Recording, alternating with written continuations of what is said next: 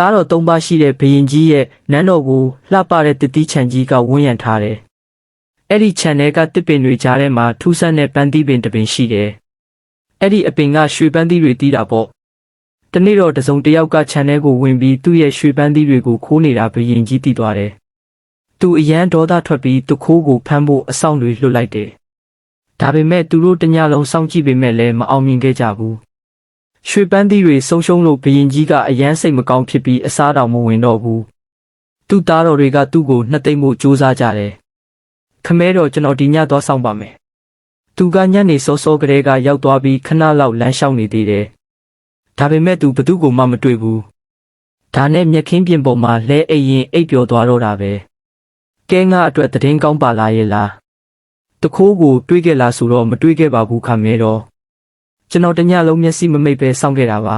။မျက်စိတောင်မမိတ်ပေမဲ့ဘသူ့ကိုမှမတွေးခဲ့ဘူး။ဒီညတော့ကျွန်တော်စောင့်ပါမယ်။နောက်တညမှာတော့ဒုတိယသားတော်ကခြံကိုသွားဆောင်တယ်။ဒါပေမဲ့သူလည်းပဲတညလုံးအိပ်ပျော်သွားခဲ့တယ်။ခမဲတော်ကျွန်တော်တညလုံးမအိပ်ပဲစောင့်ခဲ့တာပါ။ဒါပေမဲ့ဘာတစ်ခုမှမတွေးခဲ့ရဘူး။အခုတော့အငယ်ဆုံးသားတော်ရဲ့အလှည့်ရောက်ပြီးအငယ်ဆုံးသားအိုင်မင်းမင်းသားနောက်ဆုံးမှာတော့အငယ်ဆုံးသားအိုင်မင်းမင်းသားရဲ့အလှည့်ရောက်လာတယ်သူကတော့တခိုးကိုမလွတ်စေရဘူးဆိုတဲ့စိတ်နဲ့အိမ်မပျော်အောင်မျက်နှာကိုနှင်းရည်တွေနဲ့ဆေးပြီးနိုးနိုးကြားကြားစောင့်နေခဲ့တယ်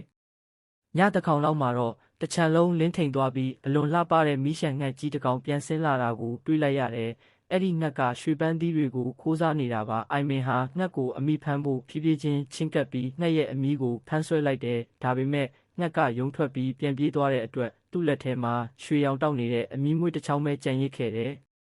မနက်ရောက်တော့အိုင်မင်ကအဲ့ဒီအမွှေးကိုဒုက္ခမဲတော်ကိုပြလိုက်တယ်ဘုရင်ကြီးဟာအမွှေးကိုကြည့်ပြီးအလွန်သဘောကျသွားကသားတော်သုံးပါးလုံးကိုအဲ့ဒီမီးရှံငှက်ကိုအရှင်မိအောင်ဖမ်းဖို့ကဘာအနှံ့လွတ်လိုက်တော့တယ်